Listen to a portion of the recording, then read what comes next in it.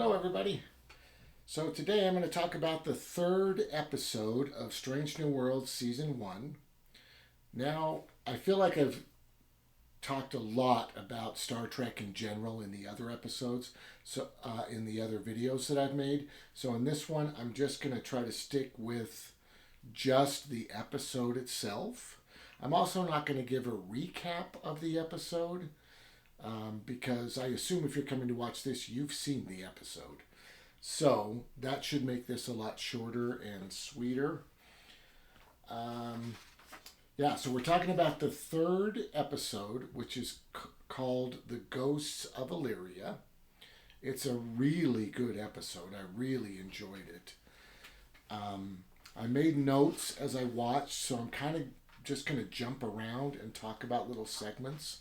The first thing I do want to bring up with this is that I had talked earlier about how science fiction is kind of to me, good science fiction is kind of a balance between heart and science. You need a little bit of both in order to really write a compelling, good story. And I feel like Strange New Worlds is really heavy on the heart side. This show's wonderful to watch. I mean, it just makes you feel great. The characters are amazing. They all work together. It's a really well put together show.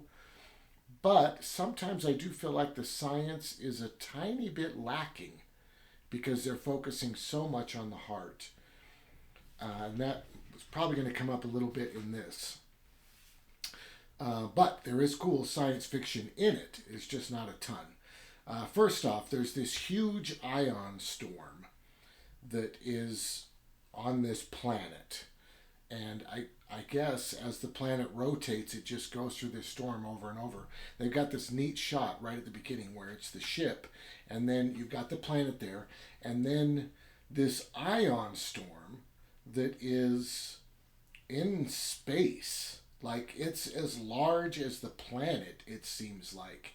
And they're just sort of meshed over each other, not totally covering. It's like, what are those things called? A Venn diagram, where you've got this circle and they kind of cross in the middle.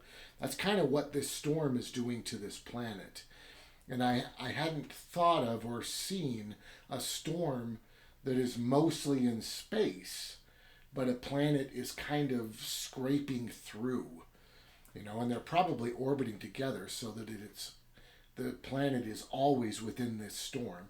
And as the planet rotates, the storm will move past and then come back, and then, it's pretty neat. So that's some neat sci-fi. They don't go into that at all, but that's just the imagery that they showed right in the beginning, which I felt was pretty cool. Because normally it's just a storm in the sky. You don't see it like in space and in the planet's atmosphere. Pretty cool. Pretty dang cool. There's a point where... This episode is the one where Spock and Pike get trapped down on the planet while there's an ion storm. And these ghosts come out of the storm and protect them so they don't get killed. And meanwhile, up on the ship, there is a disease that's going through the crew, and they can't figure out how the disease got into the ship. And of course, it turns out it's the doctor's transporter, because he had to jury rig it to keep his daughter inside of it. So he ended up messing it up. His daughter's fine, but this disease was able to get on board the ship because of him jury rigging that. So that's the basic idea of this episode. So when they're trapped down there on the planet, the captain says, "Suggestions, Mr. Spock?" And Mr. Spock says, "Yes, run," when they go taking off. I really enjoy Spock in this series. I think that the actor's just doing an amazing job with Spock. All of them are great. I think it really depends on the moment that you're watching. You're like, that's my favorite character. And then, 2 minutes go by and you're like, that's my favorite character. Really great, really great. So the Illyrians have, in the past, had genetically modified themselves, so they could not get into Starfleet because of Khan. Noonien Singh, I think is his name. Because of Khan, they Starfleet does not like genetic modification. They don't want another Khan. They don't want another genetic war. I mean, Earth was really ravaged because of this genetic modification. So they will not allow people in Starfleet who had been genetically modified. And apparently, this group, the planet that they're on, had a group of Illyrians on it, and those Illyrians wanted to join Starfleet, but then they vanished. Nobody knows what happened to them. Throughout the episode, you kind of find out that in order for them to get into Starfleet, they realized that they couldn't be genetically modified, so they were trying to ungenetically modify themselves. And somehow, while experimenting with that and this storm was going on, they ended up getting sucked into the storm. So they basically died and became spirits and ghosts inside this storm. And of course, the main focus of this episode, because we find out that number one, the captain's second in command, number one, is an Illyrian, and she's been lying about it for her entire life because she really wanted to join Starfleet. Also, there was a lot of prejudice against her as a child, which you find out much later in the series. But in this episode, you find out she is Illyrian, and you know that when Starfleet finds out, she's going to jail. That's it. Because it's illegal to be genetically modified, and she is genetically modified, and she lied about it because she's Illyrian. So this episode really deals a lot with prejudice, right? With the idea that that person cannot be accepted here no matter what they themselves are really like. We believe that anyone who's genetically modified is basically Khan. So we're going to stereotype you like that, and you cannot be in Starfleet. And that's kind of the focus. She finds out that her friends will stand behind her no matter what, which is a very Star Trek thing, right? So that's really kind of the focus. So the science of it sort of takes a back seat. And what do we got next here? It's really cool to see number one sit in the captain's chair. I think this might be the first time we get it in the season, in the entire show, but maybe not. She might be in there a tiny bit, but when she sits down this time, it's a pretty big deal. She's a very powerful actress, which is very cool, and she does a great job in the role, and it's neat to see her sit in the captain chair. You meet kind of a red shirt, right? From the original series, you got this idea that if you see someone seeing a red shirt and you don't recognize them at all, then it probably means they're going to die in the episode. They got to bring down a couple lackeys just because they want to kill off a couple characters. So you meet a person like this during the episode. There are deleted scenes on the 4K disc if you end up getting that.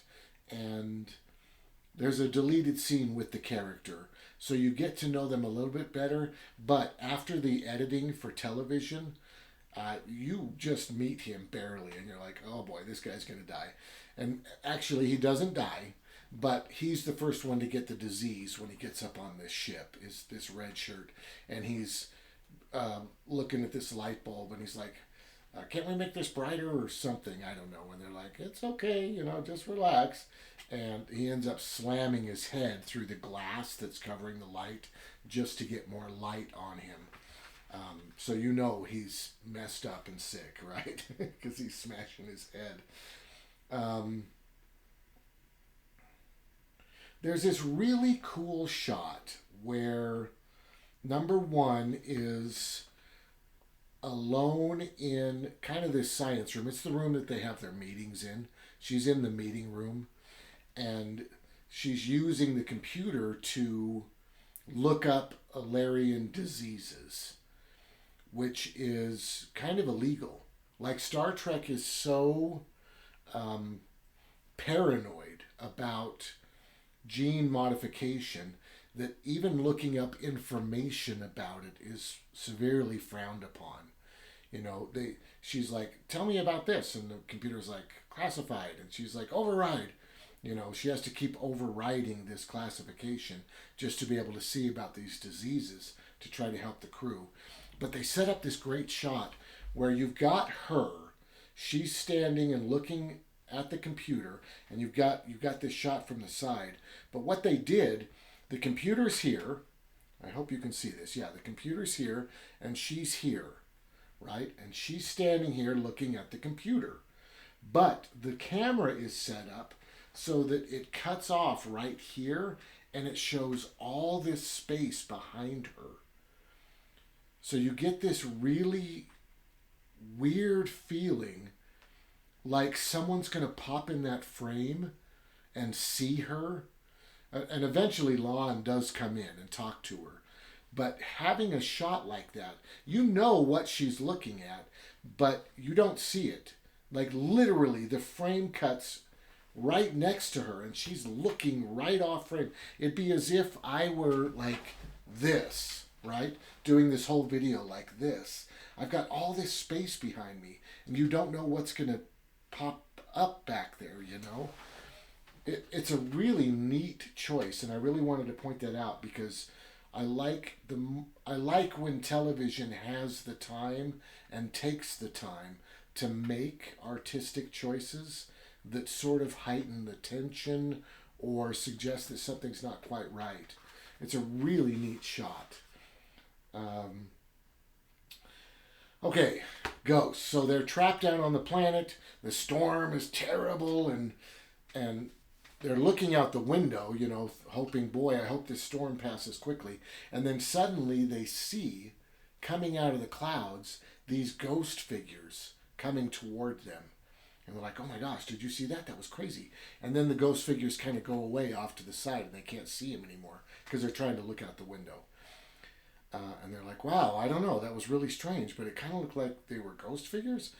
And then the ghost figures start pounding on the door, and it kind of freaks them out. Oh my gosh, and they grab furniture and put it in front of the door, and the window's cracking because the storm is so bad. And then finally, the storm breaks through the window just as the ghosts break through the door, and they fall down on the ground, and the ghosts kind of form this dome over them to protect them from the storm. And then the storm passes and the ghosts leave. Now, the thing that really gets me about this is basically a new life form. They have discovered life in this ion storm. Now, they write it off real quickly as just dead people. Well, they're dead. They're ghosts. So there's no way we could ever communicate with them or free them from being trapped in this ion storm or try to get them their bodies back, or there is no discussion. They're just like, wow, they're dead and they're ghosts. And then they leave. And that, to me, didn't sit well at all. That is the science that I wanted a little bit more of. They have plenty of heart, and I do love the heart in this show. It's just that I want them to up the science game just a tiny bit. They do a really neat thing with the disease. They're talking about how to get on board. It doesn't make any sense, because they don't know that one teleporter that's only in the med bay, it's only the one in the med bay that's been messed with. That's the one that let the disease in. And they find out that the disease is actually transferred on light waves. So you don't cough on somebody to give them the disease.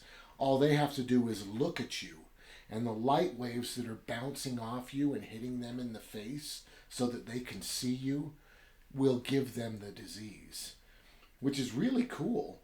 Of course, a tiny problem I have is then that should spread really fast. But I could totally handle that. Maybe it's hard to get the disease, or you have to see it for a while for it to sink in. You know, some things they didn't bring up, but that's okay. I don't want it to lose all the heart. I don't want it to go to pure science. But I did like that they found a disease that travels on light waves.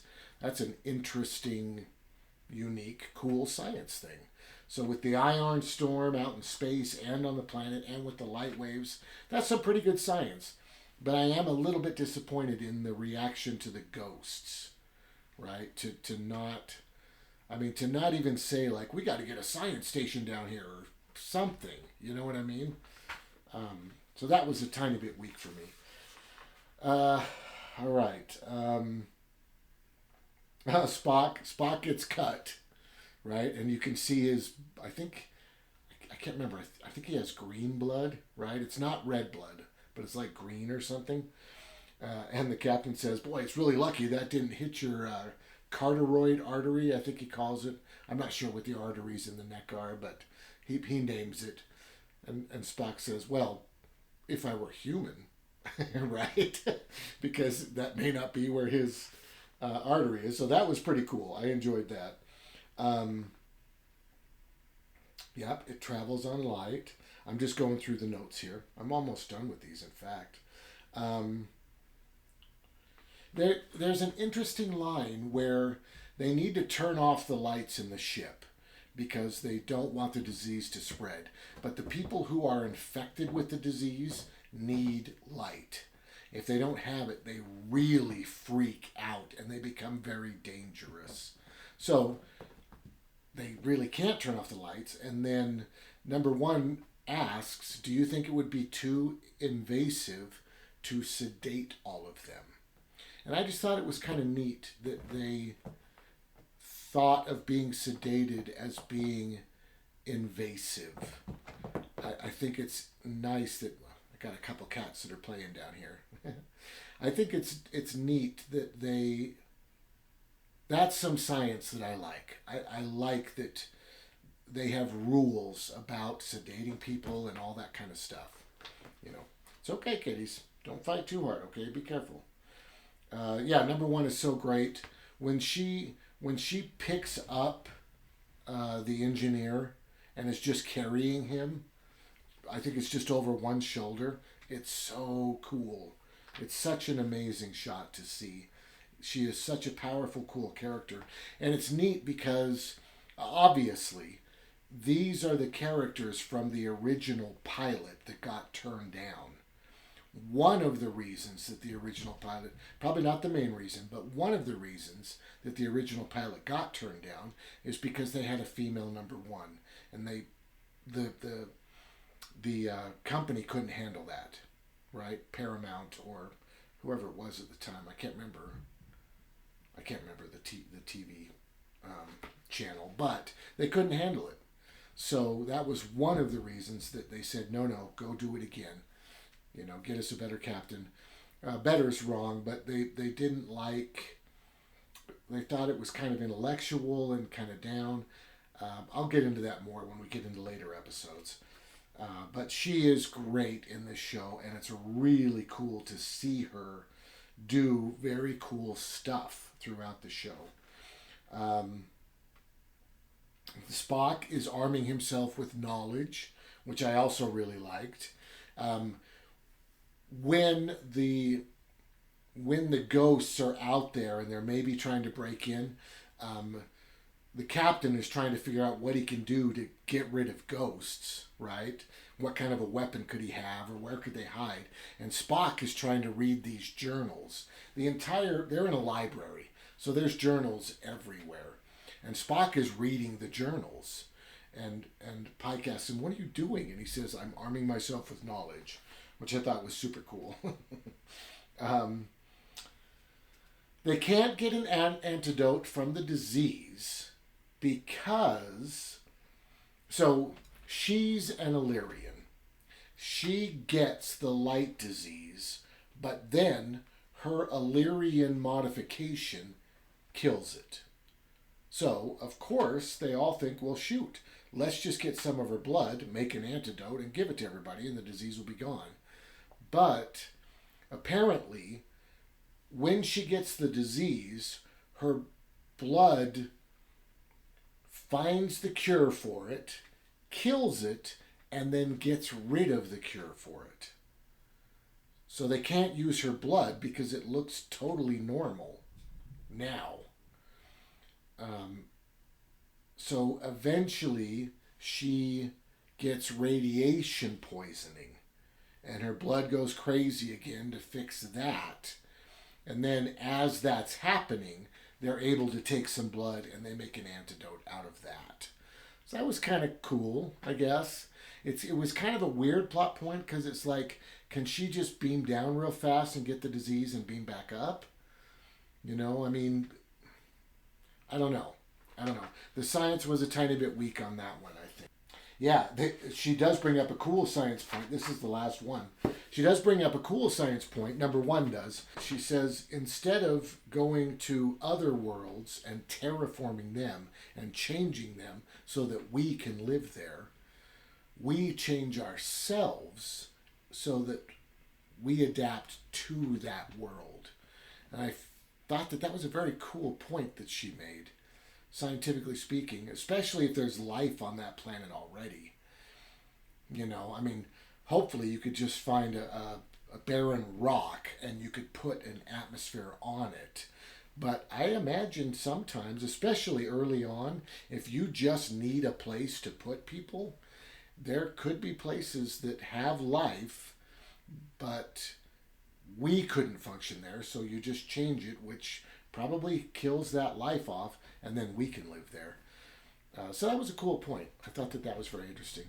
I love this episode. It's excellent. Like I said, it's a tiny bit light on the science, which the whole series kind of has this problem. But the heart is great. It's wonderful. I give this one a 9, easy, out of 10. It's a great episode. I strongly recommend it.